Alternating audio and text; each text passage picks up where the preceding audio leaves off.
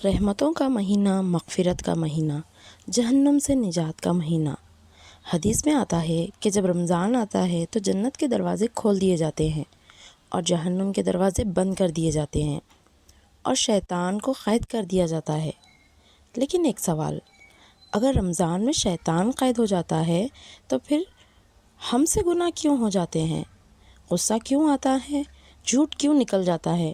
نظریں کیوں پھسل جاتی ہیں؟ کیا صرف شیطان ہی ہمارا دشمن ہے یا پھر ہمارے اندر بھی کوئی ایسا دشمن ہے جو رمضان میں بھی زندہ رہتا ہے؟ جی ہاں، وہ ہے ہمارا نفس۔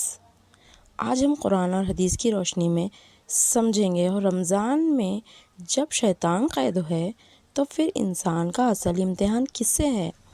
نفس سے یا شیطان سے؟ ویڈیو کو آخر تک ضرور دیکھیے گا کیونکہ آج کا ٹاپک آپ کے رمضان کو بدل سکتا ہے۔ السلام علیکم رحمۃ اللہ وبرکاتہ۔ اللہ تعالیٰ قرآن میں فرماتا ہے، بے شک شیطان تمہارا کھلا دشمن ہے تو تم بھی اسے دشمن ہی سمجھو۔ یہاں اللہ تعالیٰ نے سیدھا بتا دیا ہے کہ شیطان ہمارا کھلا دشمن ہے۔ شیطان کا طریقہ کیا ہے؟ وسوسہ ڈالتا ہے، گناہ کو خوبصورت بنا کر پیش کرتا ہے، دھیرے دھیرے انسان کو سیدھی راستے سے ہٹا دیتا ہے۔ سورہ الاعراف میں شیطان نے کہا، میں ان کے لیے سیدھے راستے پر بیٹھوں گا، پھر ان کے آگے سے، پیچھے سے، دائیں سے، بائیں سے آؤں گا۔ یعنی شیطان ہر اینگل سے حملہ کرتا ہے۔ حدیث میں آتا ہے کہ شیطان انسان کے جسم میں خون کی طرح دوڑتا ہے۔ اس کا مطلب کیا ہے؟ یہ کہ اس کا اثر بہت گہرا اور نازک ہوتا ہے۔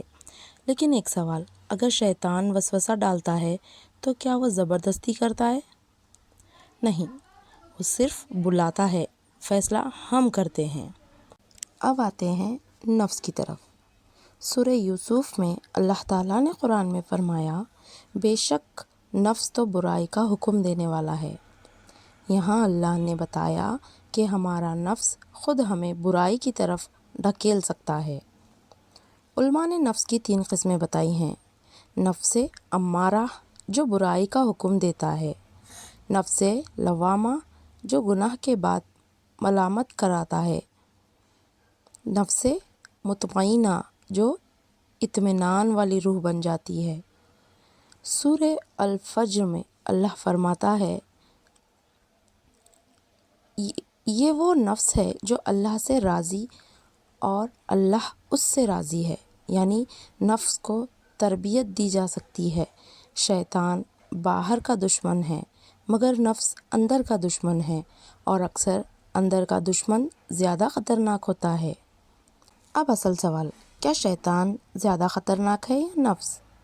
جواب ہے، دونوں مل کر انسان کو گمراہ کرتے ہیں، لیکن کوئی علماء کہتے ہیں کہ نفس زیادہ خطرناک ہے، کیونکہ شیطان وسوسہ دیتا ہے مگر نفس اسے قبول کرتی ہے۔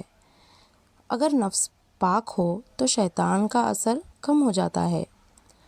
رسول اللہ صلی اللہ علیہ وسلم نے فرمایا، اصل مجاہد وہ ہے جو اپنے نفس سے جہاد کرے۔ یعنی سب سے بڑا جہاد اپنے نفس کے خلاف ہے۔ سوچئے، اگر شیطان نہ ہو تب بھی انسان کے اندر خواہشات موجود ہیں، مگر اگر نفس کنٹرول میں ہو تو شیطان کچھ نہیں بگاڑ سکتا۔ تو پھر بچنے کا طریقہ کیا ہے؟ پہلا، اللہ کی پناہ مانگنا۔ دوسرا، نماز کی پابندی، نماز نفس کو کنٹرول کرتی ہے۔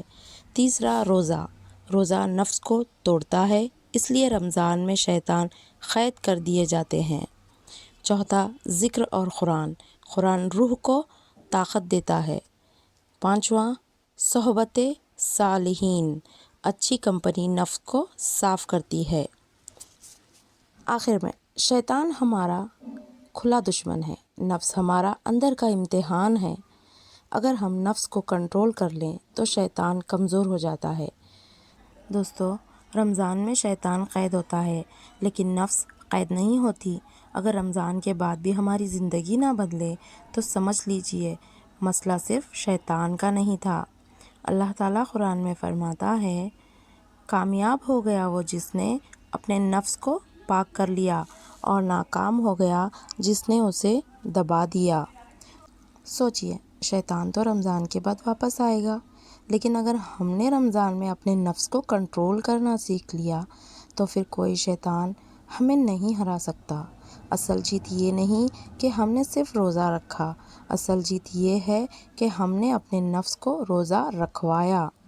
آج ہی نیت کریں، غصے پر کنٹرول کریں گے، نظروں کی حفاظت کریں گے، زبان کو پاک رکھیں گے اور اپنے نفس کو اللہ کا فرما بردار بنائیں گے۔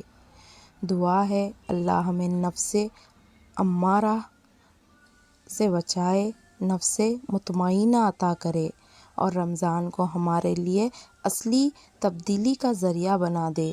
آمین ثم آمین۔ اگر آپ چاہتے ہیں کہ اس رمضان آپ واقعی بدل جائیں تو اس ویڈیو کو شیئر کریں، شاید کسی اور کی ہدایت کا ذریعہ بن جائے۔ جزاک اللہ۔